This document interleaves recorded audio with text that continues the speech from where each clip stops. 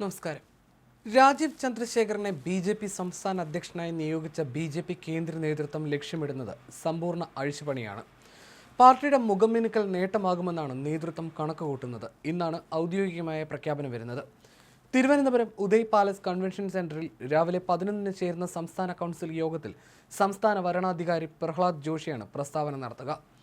സംസ്ഥാന ബി.ജെ.പി. ഭാരവാഹികളെയും നേതൃയോഗത്തിൽ തീരുമാനിച്ചേക്കും. സംസ്ഥാന ഭാരവാഹിത്വത്തിൽ വൻ അഴിച്ചുപണിക്ക് സാധ്യതയുണ്ട്. 5 വർഷം ബി.ജെ.പി. സംസ്ഥാന പ്രസിഡന്റായിരുന്ന കെ. സുരേന്ദ്രന്റെ പിൻഗാമിയായാണ് മുൻ കേന്ദ്രമന്ത്രി കൂടിയായ രാജീവ് ചന്ദ്രശേഖർ എത്തുന്നത്. ഇന്നലെ ചേർന്ന കോർ കമ്മിറ്റി യോഗത്തിൽ സംസ്ഥാന പ്രസിഡന്റായി രാജീവ് ചന്ദ്രശേഖറിന്റെ പേര് കേന്ദ്ര നേതൃത്വം നിർദ്ദേശിക്കുകയായിരുന്നു. കേന്ദ്ര നേതൃത്വത്തിന്റെ നിർദ്ദേശം കോർ കമ്മിറ്റി അംഗീകരിച്ചതിന് പിന്നാലെ രാജീവ് ചന്ദ്രശേഖർ ഇന്നലെ 2 സെറ്റ് നാമനിർദ്ദേശ പത്രിക സമർപ്പിച്ചു.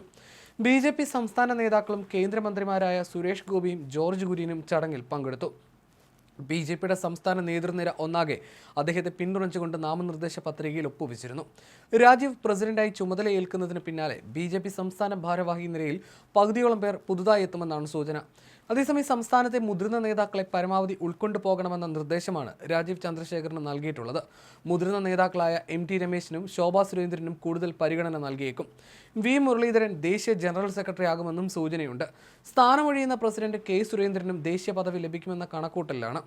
സംസ്ഥാന ജനറൽ സെക്രട്ടറിയുടെ ഒഴിഞ്ഞുകിടക്കുന്ന സ്ഥാനത്തേക്കും പുതിയ ആളെ RSS നിയോഗിക്കും. എ. ജയകുമാറിന് സാധ്യതകളുണ്ട്. രാജീവ് ചന്ദ്രശേഖറിന് താഴെത്തട്ടിൽ വിപുലമായ രാഷ്ട്രീയ പരിചയം ഇല്ലെങ്കിലും വിശാലമായ തന്ത്രപരമായ കാഴ്ചപ്പാടിൽ ശ്രദ്ധ കേന്ദ്രീകരിച്ച് അദ്ദേഹം ഒരു തലപ്പക്കമുള്ള നേതാവായി പ്രവർത്തിക്കും. ദൈനംദിന പ്രവർത്തനങ്ങൾ കൈകാര്യം ചെയ്യാനായാണ് സംഘടനാ സെക്രട്ടറിയെ നിയോഗിക്കുന്നത്. ജൂണിൽ സംസ്ഥാനത്തെ RSS പ്രചാരകരുടെ വാർഷിക യോഗത്തിൽ ഇക്കാര്യത്തിൽ തീരുമാനമുണ്ടാകും. കർണാടകയിൽ പരീക്ഷിച്ച് വിജയം കണ്ടതുപോലെ കേരളത്തിലും 30 സംഘടനാ ജില്ലകൾ രൂപീകരിച്ച് പുതിയ പരീക്ഷണത്തിനും ബി.ജെ.പി. തുടക്കം കുറിച്ചിരുന്നു. ജില്ലാ ഭാരവാഹി പട്ടികയുണ്ടാക്കുന്നത് സംസ്ഥാന പ്രസിഡന്റിനോട് കൂടി ആലോചിച്ചാകണമെന്നതിനാൽ ആദ്യം അതിലേക്കായിരിക്കും രാജീവ് ചന്ദ്രശേഖർ ശ്രദ്ധ നൽകുക. ഇതിനോടൊപ്പം സംസ്ഥാന ഭാരവാഹികളെയും നിശ്ചയിക്കുമെന്നാണ് വിവരം. രാജീവിന് മുന്നിൽ നിലവിലുള്ള പ്രധാന വെല്ലുവിളി തദ്ദേശ തിരഞ്ഞെടുപ്പും അതിന് തുടർച്ചയായി വരുന്ന നിയമസഭാ തിരഞ്ഞെടുപ്പുമാണ്. ഈ തിരഞ്ഞെടുപ്പുകളിൽ നേട്ടമുണ്ടാക്കുന്നതിനൊപ്പം പാർട്ടി നേതാക്കളെ ഒരുമിച്ച് കൊണ്ടുപോകേണ്ട ചുമതല രാജീവിനുണ്ട്. സാങ്കേതിക വിദ്യയിൽ വിശ്വസിക്കുന്ന രാജീവ് അടുക്കും ചിട്ടയോടും കൂടി സംഘടനയെ മുന്നോട്ട് നയിക്കുമെന്നാണ് സൂചനകൾ. Retired air commander M.K. ചന്ദ്രശേഖറിന്റെയും ആനന്ദവല്ലിയമ്മയുടെയും മകനാണ് Rajeev Chandrasekhar. Thrissur Saint Paul's Convent സ്കൂളിലും ബംഗളൂരുവിലെ കേന്ദ്രീയ വിദ്യാലയത്തിലുമായിരുന്നു വിദ്യാഭ്യാസം. മണിപ്പാൽ ഇൻസ്റ്റിറ്റ്യൂട്ട് ഓഫ് ടെക്നോളജിയിൽ നിന്നും ഇലക്ട്രിക്കൽ എഞ്ചിനീയറിംഗ് ബിരുദം നേടിയ ശേഷം US-ൽ ഇലിനോയ് ഇൻസ്റ്റിറ്റ്യൂട്ട് ഓഫ് ടെക്നോളജിയിൽ നിന്ന് കമ്പ്യൂട്ടർ എഞ്ചിനീയറിംഗ് മാസ്റ്റേഴ്സ് എടുത്തു. Harvard business school, Stanford, Intel എന്നിവിടങ്ങളിൽ നിന്നും മാനേജ്മെന്റ് ടെക്നോളജി പ്രോഗ്രാമുകളിൽ പരിശീലനവും നേടി.